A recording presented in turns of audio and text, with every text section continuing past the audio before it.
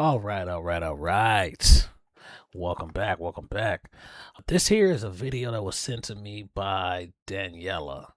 Daniela, shout out to you for sending me this. Like I said, I like reacting to all different types of videos, and being that this is Black History Month, I feel like this is in just due time. This guy I've heard of before. His name's Dick Gregory. He's an older gentleman, man. He just has a lot of wisdom. That I think that shouldn't go unheard. So let's just tap in and see what he has to say. Mistake that most of his mothers and fathers made. When I wake up in the morning, my prayers, and I thank God I woke up, the Ku Klux Klan woke up this morning. The drug pushers. Thanking God, the Ku Klux Klan woke up this morning is wild, but whatever. Woke up this morning. I thank God that I made another 24 hours in the most vicious, nasty, hateful, insane nation that's ever existed, with my wits, without hating, without being bitter, and without being mean. That I can I can agree with, man. The United Snakes of America is something else, but the fact that you wake up every day is still another day for opportunity, man. So go get it. And I thank God that I survived 24 hours in that type of atmosphere, with the type of amusement and friendliness. And so I would say to young folks, don't be in a state of denial of the racism and sexism, but don't let that block you. Don't teach your children that you have to be twice as good as a white. That's an awful thing to teach your children. That's like saying because you're black, white America has a right to change your dollar for 94 cents. But we used to get 50. No fucking way. Ain't no way, man. I need me, and I need me on time. Cents, and before that we used to get nothing. Young folks have to say, we don't want more change for a dollar. Excuse me, we want a full dollar's change for a dollar, or this cash register will never ring again. Yes. Oof. Ooh, I don't know if y'all heard that, man. That right there was some sauce. Let me go ahead and run that back. Man. 94 cents. But we used to get 50 cents, and before that we used to get nothing. Young folks have to say, we don't want more change for a dollar. Excuse me, we want a full dollar's change for a dollar, or this cash register will never ring again. Yes. I would also like for young blacks to understand that about 83% of all employment happen with small businesses. Message. 83% of all employment starts with small businesses.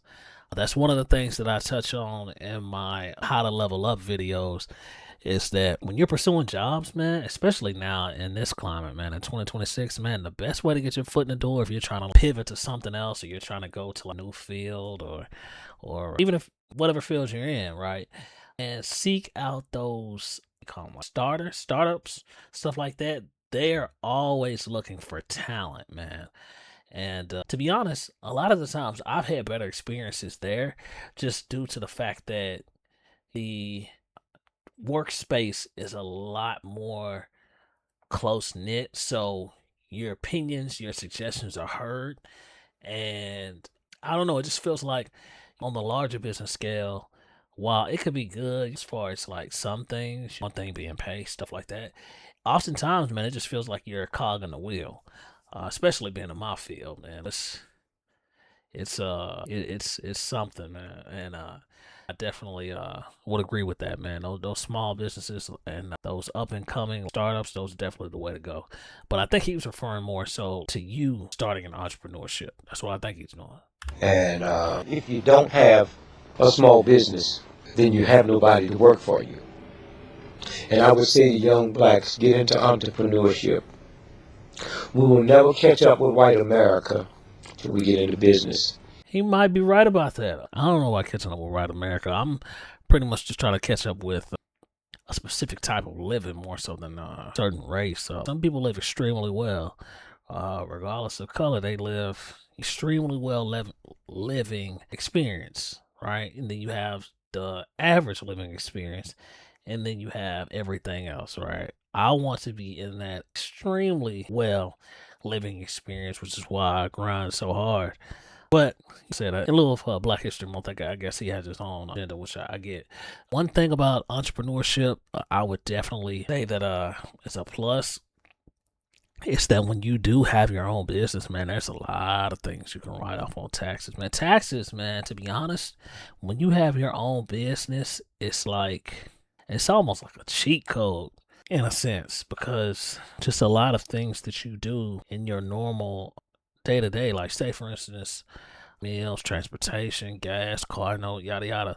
If you have a business, man, a lot of things, even just living, right? You can write off a portion of your taxes, man, just for living if you say that you're running a business from your house. So there's definitely benefits to having your own business and starting up your own business.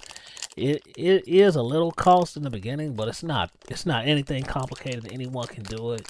If I need to do a video on that, just let me know. But I have a few. I don't think I told y'all about my security. So y'all know I work in cyber. So what I ended up doing was I opened up my own business security consulting firm, and what I do is I'll take on different contracts from different companies, whether it's here, internationally, wherever. And say, for instance, if they need posture management, right? I'll come in, I'll assess their systems, their current posture. If they need documentation to security controls, security assessments, third-party risk assessments, if they have certain applications or tools that they want to use, I assess those. And then I test those systems as well. Like, to say, for instance, they have a posture and they have a security stack, or they have their stuff safeguarded. If they need testing just to make sure that they are suitable and not easily hackable, I'll do that as well. So I'll take those contracts outside of normal grind. So hopefully the gig don't see this, but shit, it is what it is. Like that I'm for me and my business, right? A company, man, at the end of the day, bro, they're a company. They're for themselves, and you need to think of yourself as a company. So regardless of the field that you're in, there's always an opportunity to make your task your own, right? You can work for a company, but always look and see how you can start your own, be your own business as well. So, and there's a lot of benefits that come with that. And that's outside of homes and all that shit I do. But, and he hit the needle on the head with that one. And I would say to young blacks, get into entrepreneurship. Facts. We'll never catch up with white America till we get into business, because there's a thing called tax write-offs. Taxes. I'm telling you, man. Hey, them tax write-offs, man, they something serious, man. Especially when you start to make a good amount of money, bro. You want as many tax benefits as you can possibly get, because Uncle Sam does not play. When you hear people that say that they got high salaries in their job and shit like that, bro, they are not telling you what Uncle Sam is taking. Right? I'm talking, man. Uncle Sam is ruthless. Ruthless, man. You make 6 figures, you don't get 6 figures. You make double it, you don't get that. So, and like you have to find as many ways as possible to alleviate yourself from that grip Uncle Sam's gonna have on you. And if you have a job and come together, 10 of you, and open up a corporation and have somebody run it, you hire somebody to run it, but you have tax write-offs.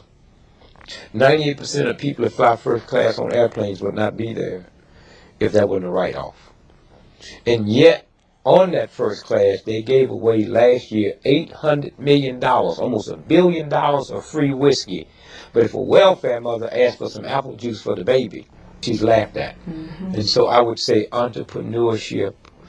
And then understand that we will never survive as a group until we get into communities and not neighborhoods. Mm-hmm. A community is, I control the police, the banks, the schools, the firefighters, and I control the flow of the money. And wishful thinking, man. Wishful thinking. I definitely think he has a point. However, I don't know, man. Social media just influences everything, man. So when we choose to promote violence, death, chasing, all that kind of stuff, it's just like, when do we ever sit down and think about stuff like this? So shout out to him for keeping that in there. I have no problem when I go in a Jewish neighborhood and the shop owners are Jewish, and I go into an Italian neighborhood and the shop owners are Italian. I have a problem when I come in a black neighborhood and the shop owners is not me. A Korean has a right to come in and buy my shop for $30 million more than it's worth. That's good business. But if we decide that we're not going to do business with that boy, then he'll have to sell it back, or she'll have to sell it back to a black person for $1 million. Yes. And then the money circulates and circulates, and that's how you change. We've been so busy dealing with the hurt and the pain and the misery and glamorizing a handful that have made it, that we have never really looked at, let's say, your role model. If you haven't got a role model in your house, you should fall on your knees and pray to God, because something is wrong. Yes. And so I would say to young folks, it's not about alcohol, but it's hard for me to say that to you when a 5-year-old got to reach past mama's beer and papa's wine to get some mayonnaise. I would also say to young folks that the number one drug that will wipe you out is not cocaine, it's not heroin, it's marijuana. And they deliberately make that a recreation drug, but it stays in the muscles, it stays in the blood. Go ahead now, go ahead. Hey man, this dude is talking some real stuff, man. But you can just tell a guy like this has a lot of knowledge, man. He's been around a long time, he's seen a lot of stuff. Just a wealth of knowledge. Soak it in. And it will wipe out your memory bank. And also, this is the first time in the history of TB that TB has always been known as po folks. It's the first time that TB is not running rampant in the ghetto. It's running rampant in middle income white America, because it's the marijuana that they spray, and that's no accident. And so I would just say to young folks, you have to reevaluate everything you've been taught. I would say to the black folks that just because a black person is 90 years old don't mean they have wisdom, and you need to listen to them, because if you was dumb and stupid when you was 9, you dumb and stupid when you 90. Alright, man. That right there, I feel like, man, he was just dropping a lot of gems, especially when he touched on entrepreneurship and stuff like that. Eventually, that's what I want to do with the channel. I want to push it more toward the business aspect, but I want you to get some money in your hands first. Now, that's why that How to Level Up series is going on. I want you to be able to make some extra money, but then I want to show you what to do with that money once you have it, right? Just to take it to that next level, man. So eventually we'll get there. But yeah, I like this video, man. Again, shout out to Daniela.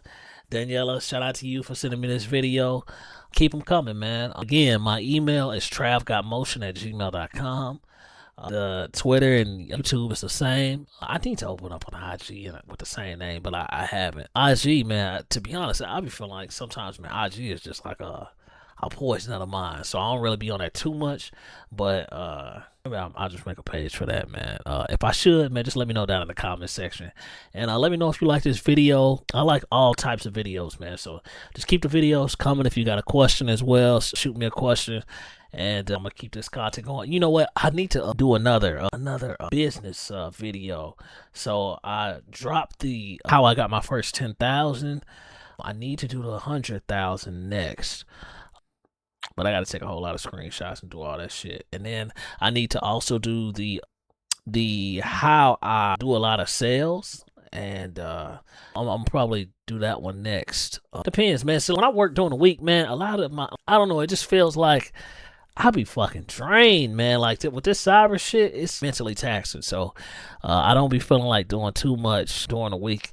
But I need to change that. I need to prioritize time where I can just lock in on that. But sometimes, like I said, when I do my side contracts and stuff, they keep me working late. So this is just February, man. I'm gonna kick it into gear and turn up enough, man. So keep your shit coming, man. And until the next one, man, let me know if you like this down in the comment section, man. And I'll catch y'all again, man. Peace.